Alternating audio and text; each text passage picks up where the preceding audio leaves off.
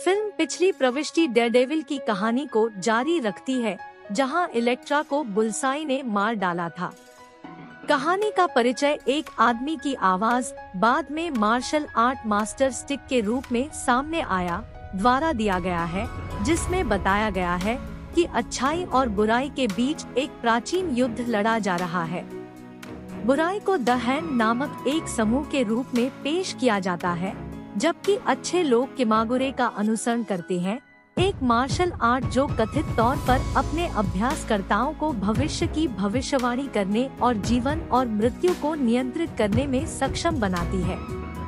अगले दृश्य में इलेक्ट्रा को अंगरक्षकों के एक दल को भेजने और डेमार्को नामक एक चरित्र की हत्या करने का परिचय दिया गया है। डेमार्को अपने भाग्य से इस्तीफा देकर एक बड़ी कुर्सी पर बैठा है और इलेक्ट्रा ने अपनी एक साई को कुर्सी के पीछे और उसके माध्यम से फेंककर मार डाला है। बाद में पता चला कि मृत इलेक्ट्रा को स्टिक ने पुनर्जीवित किया था। कुछ समय तक उसे उसकी छात्रा के रूप में प्रशिक्षित किया गया, लेकिन जल्द ही उसे छोड़ने के लिए कहा गया। इस प्रकार एक हत्यारे के रूप में उसके जीवन की शुरुआत हुई। इलेक्ट्रा को मार्क मिलर और उनकी 13 वर्षीय बेटी एबी की हत्या करने का काम मिलता है। अनुबंध के हिस्से के रूप में लक्ष्यों का खुलासा होने से पहले उसे कुछ दिनों के लिए उनके द्वीप पर आश्रय स्थल पर रहना आवश्यक है। इस दौरान वह अनजाने में उन 2 लोगों से मिलती है और उनसे दोस्ती करती है, जिन्हें मारने के लिए उसे काम पर रखा गया है। जब उसे बताया गया कि मार्क और एबी निशाने पर हैं, तो उनके प्रति उसकी भावनाएं उसे उन्हें मारने में असमर्थ कर देती हैं और द्वीप छोड़ने के लिए चली जाती है। इस प्रक्रिया में उसे 2 नए हत्यारों का पता चलता है। द्वीप छोड़ने के बजाय इलेक्ट्रा मार्क और एबी के घर लौट आती है और 2 नवागंतुकों को मार देती है। इस प्रक्रिया में पता चलता है कि उन्हें द हैंड द्वारा भेजा गया है। गलतफहमी के तहत यह मार्क है कि द हैंड मरना चाहता है। वह जोड़ी को स्टिक की ओर ले जाती है, क्योंकि वह स्पष्ट रूप से द हैंड के खिलाफ लड़ाई का नेतृत्व कर रहा है।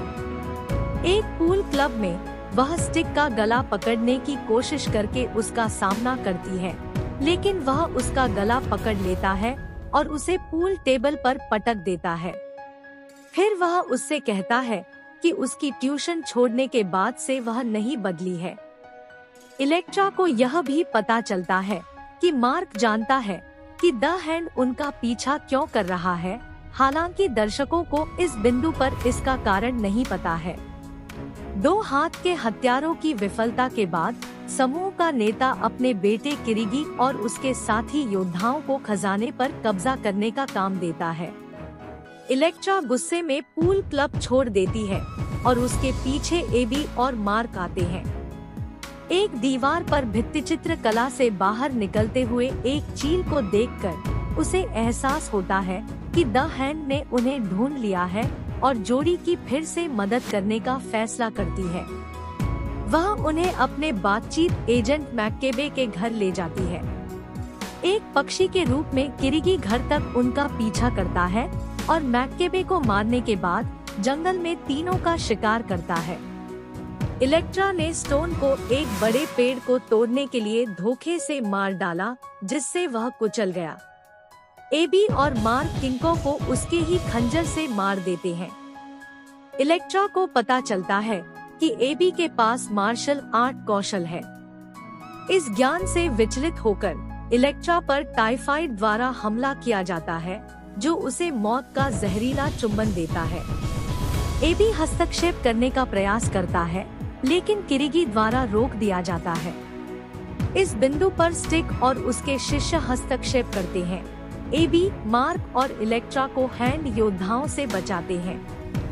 वे सभी स्टिक के प्रशिक्षण शिविर में लौट आए। यहाँ स्टिक पुष्टि करती है कि एबी खजाना है, एक मार्शल आर्ट प्रतिभावान व्यक्ति जिसे हाथ अपने उद्देश्यों के लिए चाहते हैं। वह इलेक्ट्रा से कहता है, जो टाइफाइड के हमले से ठीक हो गया है, कि जब तक किरिगी जीवित है, एबी को उसके संरक्षण में रहना चाहिए। उसे यह भी एहसास होता है कि यह स्टिक ही थी जिसने मूल रूप से एक मनोवैज्ञानिक चाल के रूप में मार्क और एबी को मारने के लिए उसे काम पर रखा था। वह सवाल करती है कि क्या स्टिक द्वारा उसे शिविर से निकाले जाने के बाद से जो कुछ भी हुआ है वह एक परीक्षा है, जिस पर स्टिक केवल यह उत्तर देता है कि समझने के लिए कुछ पाठों को जीना होगा। एबी इलेक्ट्रा से कहती है कि वह हमेशा के लिए शिविर में नहीं रहना चाहती। एबी को सामान्य जीवन जीने देने के प्रयास में इलेक्ट्रा किरिगी के साथ एक सौदा करती है, दोनों के बीच एक लड़ाई जो एबी के भाग्य का फैसला करेगी। यदि इलेक्ट्रा हार जाती है तो एबी को किरिगी को दे दिया जाता है। यदि किरिगी हार जाती है तो एबी हमेशा के लिए मुक्त हो जाती है। इलेक्ट्रा उस घर में लौटती है जहां उसकी मां को मार दिया गया था किरिगी द्वारा, जैसा कि उसे जल्द ही पता चला, और हैंड योद्धाओं और किरिगी से लड़ती है। किरिगी जल्दी और आसानी से उसे पीटता है और उसे मारने ही वाला होता है कि एबी इलेक्ट्रा का पीछा करते हुए प्रकट होती है। वे किरिगी से भाग जाते हैं और हेज भूल भुलैया में छिप जाते हैं। भूल भुलैया में उनके अलग हो जाने के बाद इलेक्ट्रा ने टैटू को मार डाला, जिसने एबी को पकड़ने के लिए सांपो को बुलाया था। जब वह पशु नियंत्रित ट्रांस में था, उसकी गर्दन तोड़ दी। इलेक्ट्रा फिर एबी को खोजती है। भूल भुलैया के केंद्र में इलेक्ट्रा एक बार फिर किरिगी का सामना करती है और उससे लड़ती है, इस बार उसकी गति का अनुमान लगाते हुए, और अपनी एक साई से उसे मार डाला और उसके शरीर को एक कुएं में गिरा दिया, जहां वह धूल में बदल गया। इस बीच टाइफाइड द्वारा बेल भूल भुलैया में एबी पर हमला किया गया और उसे मार डाला गया, जो कहती है कि वह नया खजाना होने के कारण एबी से ईर्ष्या करती है, क्योंकि टाइफाइड एक समय खुद खजाना था। इलेक्ट्रा को इसका एहसास होता है और वह अपनी एक साई को फेंकती है, जो उनके बीच पौधे की दीवारों के बीच उड़ती है और टाइफाइड को मार देती है। इलेक्ट्रा एबी के शव को वापस घर ले जाती है, जहां वह उसे सफलतापूर्वक पुनर्जीवित करती है और किमागुरे मास्टर बनने की अपनी यात्रा पूरी करती है। फिल्म इलेक्ट्रा और स्टिक के साथ उसके और एबी के जीवन पर चर्चा के साथ समाप्त होती है। स्टिक उसे बताती है कि दूसरा जीवन अक्सर पहले से बेहतर हो सकता है।